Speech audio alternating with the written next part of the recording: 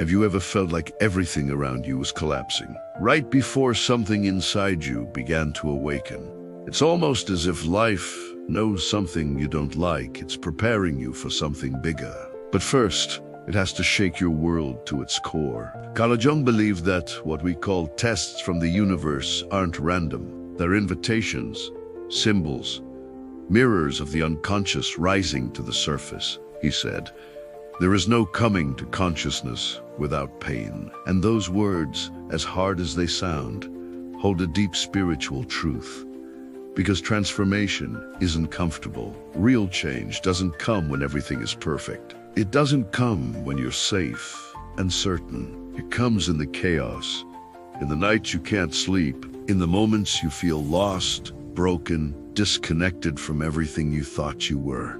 And yet, those moments, those cracks in your reality, are often the very doorways to your next becoming. We live in a culture that celebrates quick success and constant comfort, but Jung taught that the soul doesn't care about comfort.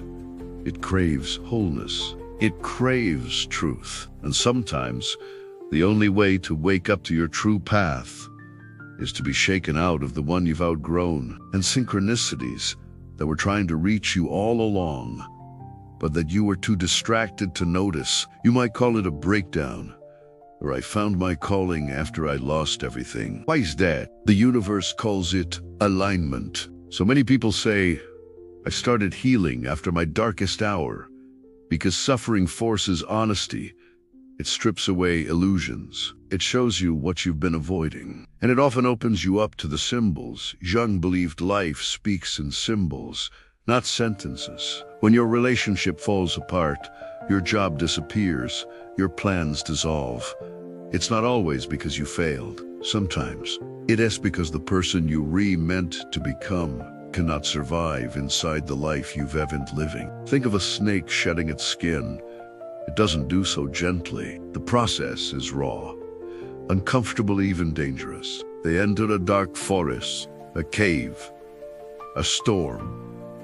It's psychology. It's how your unconscious works. They lose something, or everything. And only then, through fire, or grief, or silence, do they emerge with new eyes. Maybe you're shedding. And sometimes, the only way to evolve is to let go of who you thought you were. But if it doesn't shed, it cannot grow. But because it's waking something ancient in you, and that, Jung would say, is how the psyche works. When the soul is ready to evolve, the universe responds. And that response can look like destruction before it looks like direction. So let me ask you something.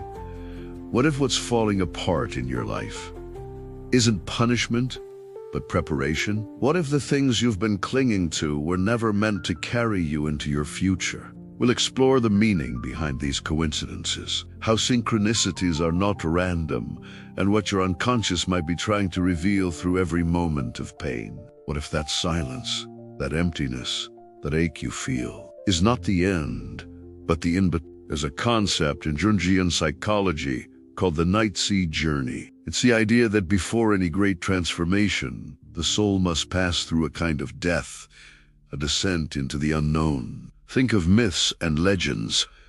The hero is always tested before they're transformed. This isn't just storytelling. The test is real. But not because the universe is cruel. It's because your soul is wiser than your ego. We feel, we grow together. Maybe that's what's happening to you now. Maybe you're not lost. Maybe your sadness is sacred. Maybe the discomfort is your realignment. And maybe, just maybe, you're right where you're supposed to be, not because it feels good. Let this be your permission to stop fighting the storm and start listening to what it's trying to teach you. And if this speaks to your soul, don't forget to subscribe, because here we don't just talk about healing, we embody it, we listen. In the next part of this video, we're going deeper into Jung's explanation of why the universe seems to test us. But before we go, tell me in the comments, have you ever gone through something that felt like destruction, only to realize it was the beginning of something new? Maybe, just maybe, Your story is the key to someone else's transformation.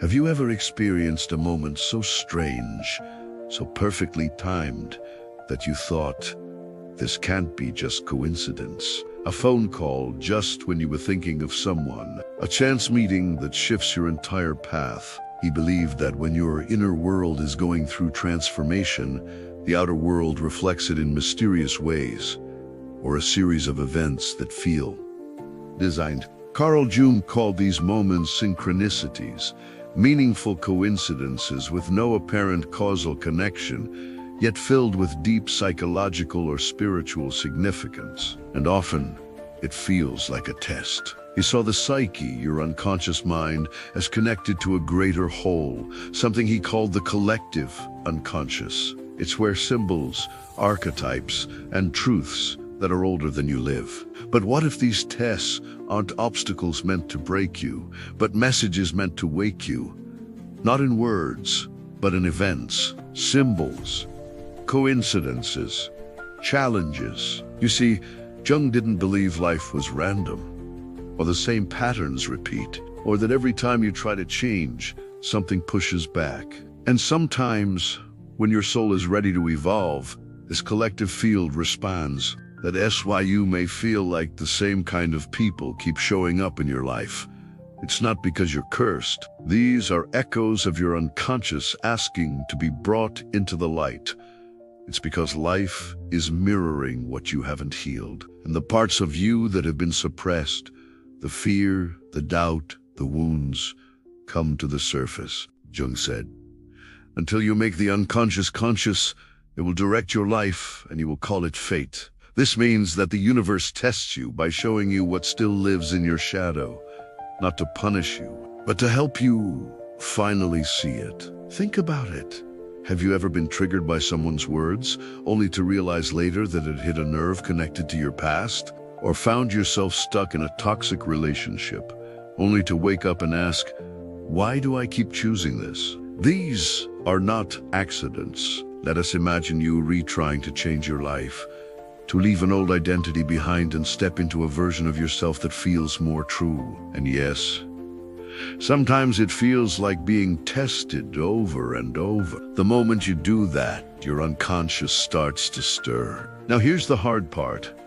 The universe responds. It puts mirrors in your path. It brings situations that look like tests, difficult people, delays, discomfort, not to stop you, but to ask, are you truly ready?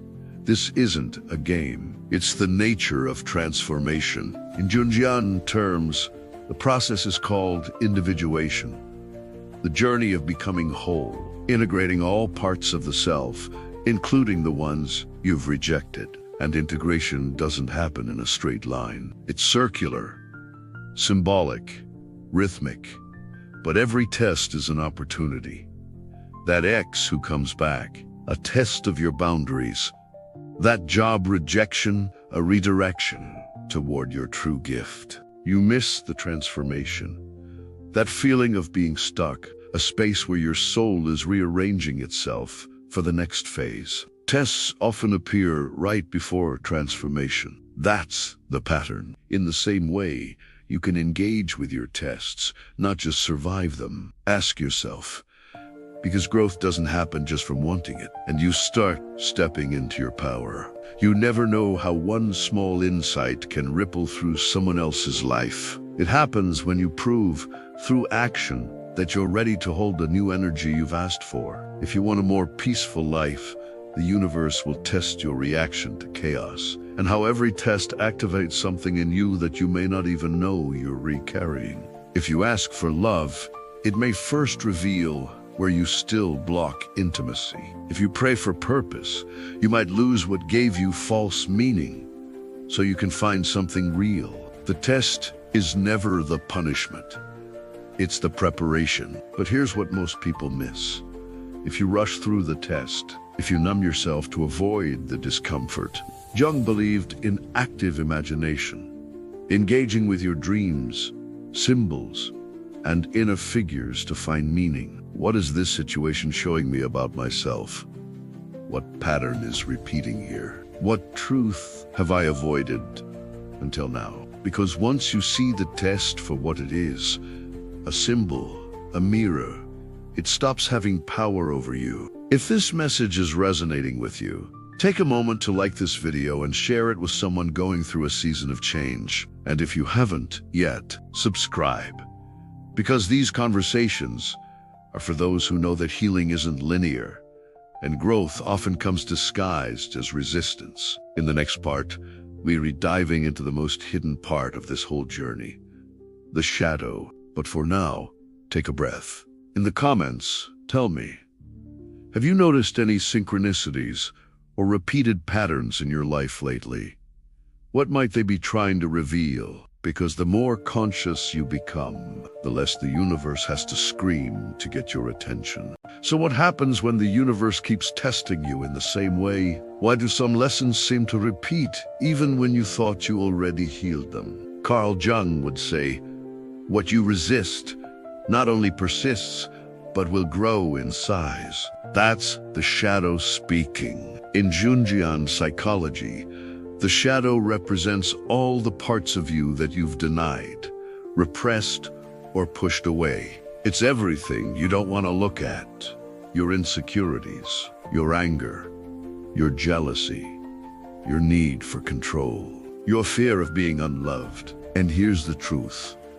Most of the time, the tests that shake us the most are the ones that trigger our shadow. You might think your problem is the toxic person in your life, but maybe the real test is your inability to set boundaries. You might think your heartbreak is because someone left, but maybe it's awakening your deep fear of abandonment, one that began in childhood. You might think your financial struggle is just about money, but maybe it's tied to unconscious beliefs of unworthiness, scarcity, or shame. The universe doesn't just send you what you want. It sends you what you need to see, especially if you've buried it. And tests, they're not just trials, they're mirrors. They reflect what you carry inside, especially what you haven't made peace with. The shadow isn't bad. It's wounded, forgotten, misunderstood, or you can start asking deeper questions. And until you bring it to light, it will keep creating the same stories over and over again in your relationships, your health, yourself. That's why Jung believed every external test is also an internal invitation. You can spend your life blaming the world. Why does this person trigger me so deeply? What part of me am I avoiding? What belief am I holding on to that no longer serves me? This is the sacred work, not just changing your life on the outside, but illuminating the parts of your soul that have been waiting to be seen. Let me give you a powerful metaphor, young loved. The alchemical process. In alchemy, transformation begins with nigredo, the blackening. It's the decay, the breakdown, the chaos. Before anything can be reborn, it must dissolve. This stage is uncomfortable, painful, messy, are showing you your own buried wounds. But without it, there's no gold, no awakening, no wholeness. Are teaching you where you're still not free. Your tests might feel like nigredo right now, but what if that darkness is your transformation? What if the people who trigger you most? What if the patterns you're tired of seeing? When the shadow is activated, it's easy to project, to point fingers, to fall into victim mode. But Jung taught that everything that irritates us about others can lead us to an understanding of ourselves. That means the next time you feel judged, attacked, abandoned, pause, ask, what inside of me feels unsafe, unseen, unworthy? Not to blame yourself, but to empower yourself. Because here's the secret. When you stop running from your shadow, the tests change. You no longer attract lessons through pain. You attract through presence, awareness, integrity. But to reach that level of inner alignment, you must face yourself, all of yourself. Not just the parts that are easy to love, but the parts that have been screaming in silence. It helps us bring these messages to more people, those who are also navigating the deep waters of transformation. Your shadow isn't trying to ruin your life, it's trying to protect you. The only way it knows how. But protection based on old wounds becomes limitation, and the universe, in its infinite wisdom, keeps sending you mirrors until you finally say, I see it. I'm ready. Let's change this.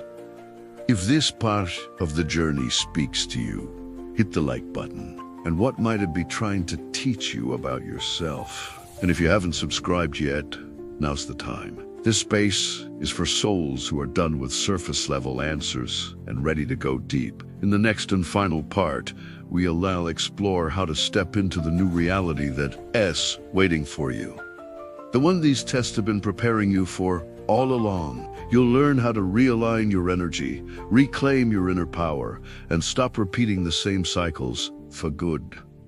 But before we move on, let me ask you, what pattern or emotion keeps showing up in your life lately? Your answer could be the beginning of someone else's healing. Don't keep it in the dark. You've faced the storm. You've seen your shadows. You've been tested, broken open, undone, and you're still here. That alone means something. It means you're not fragile. You're becoming someone who's not controlled by fear, but guided by truth. But now the question is, what do you do after the storm? How do you take the lessons, the pain, the raw truth, and create something new? Carl Jung said, I am not what happened to me. I am what I choose to become. And this is the moment where that choice begins. Because here's the secret no one tells you. The universe doesn't test you to see if you're worthy. It tests you to see if you're ready. Ready to carry what you've prayed for. Ready to embody the new identity you said you wanted. Ready to stop repeating the past and start living by design, not default. This is where alignment begins. But alignment isn't passive. It's a decision. Every single day, you choose to stop reacting from old wounds. You start responding from your higher truth. You stop asking, why is this happening to me? And start asking, what is this showing me about my power? Because you have more power than you realize. Not the kind of power that forces or dominates, but the kind that creates, that shapes reality, that reclaims the story and says, this is who I am now, and I don't need life to be easy. I just need it to be true. You want to shift your reality? Then stop living from fear. Stop negotiating with your worth. Stop replaying the past like it's all you'll ever know. Start aligning your words, actions, boundaries, and relationships with the version of you that already exists.